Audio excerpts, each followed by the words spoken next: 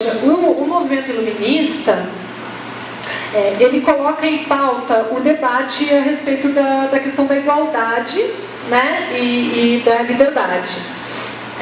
Só que os iluministas, os filósofos iluministas, a maior parte deles estava pensando na questão da igualdade, relacionando a diferença entre a burguesia e a aristocracia, né? Quer dizer, colocar em patamares igualitários a burguesia e a aristocracia, ou seja, os homens brancos, né?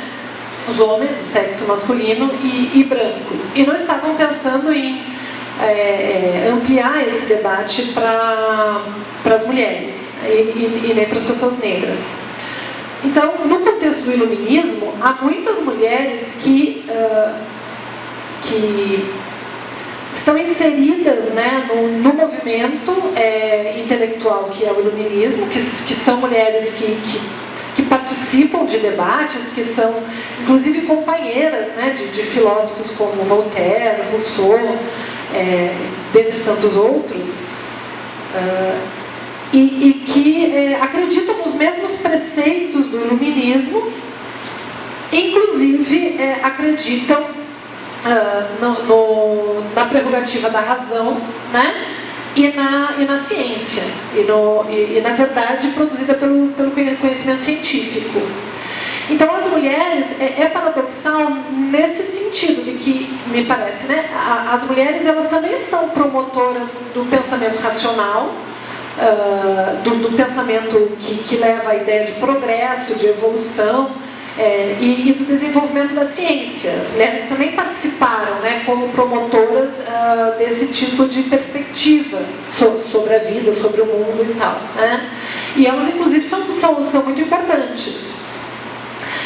Mas quando adentra na discussão das diferenças de gênero, aí a situação se complica, porque essa era a mesma ciência que determinava que o sexo feminino era um sexo diferente do masculino e inferior, né? O Thomas Laqueur, né, que trabalha esse tema.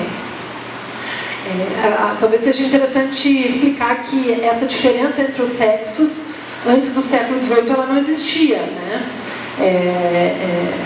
Antes do século XVIII se pensava que o sexo biológico era um sexo único, que as mulheres e os homens tinham o mesmo sexo, e que as mulheres eram uma espécie de seres que tinham tido um problema na formação, né? Quando elas tinham sido geradas, elas tinham tido menos calor do que os homens no momento da geração. E aí, por isso, elas tinham ficado com esse defeito, que era o sexo feminino, uma espécie de defeito em relação ao sexo masculino. Era como se as mulheres tivessem o sexo masculino, só que defeituoso. Isso era o que se pensava até o século XVIII. Quando chega no século XVIII, começam as dissecações de cadáveres e o desenvolvimento do conhecimento da anatomia. E aí os médicos, cientistas e tal da época começam a concluir que existem sim dois sexos diferentes, né? E que o sexo feminino é diferente do sexo masculino, mas ele é um sexo mais frágil, né? Um sexo, e isso torna as mulheres inferiores. Então, a ciência ela acabou promovendo que isso vai ter um grande impacto, esse pensamento do sexo frágil das mulheres vai ter um grande impacto nas relações sociais, né, nas relações de gênero no século XIX, principalmente. Aí começa toda a ideia, né, de que as mulheres são próprias para o espaço privado, para o cuidado dos filhos e tudo mais. Mas voltando à tua questão e também tentando não me alongar muito, as mulheres participaram sim desse desenvolvimento do pensamento científico e especialmente dialogaram com os filósofos, com os homens no século XVIII, a respeito do conceito de igualdade, né? E do conceito de pessoa humana, né? De uma humanidade que pudesse ser universalizada, né?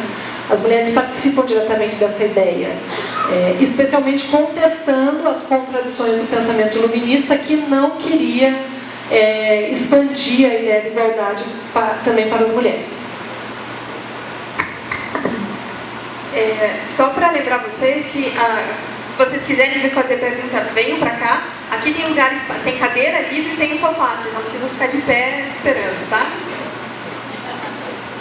Será que ela falou isso para mim, gente? Beatriz, diante do que você estava falando em relação ao século XVII, e esses salões literários, a participação de homens e mulheres, eu fiquei curiosa para saber quem eram essas mulheres. Por quê? Você tem aí um padrão de comportamento, um padrão moral no século XVII, que uma mulher casada vai ao salão. Eu fiquei curiosa de saber sobre isso.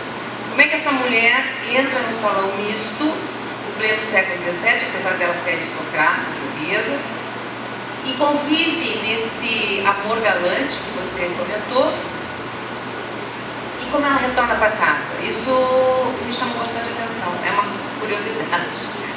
Obrigada. Obrigada a você. Então, essa curiosidade é extremamente pertinente.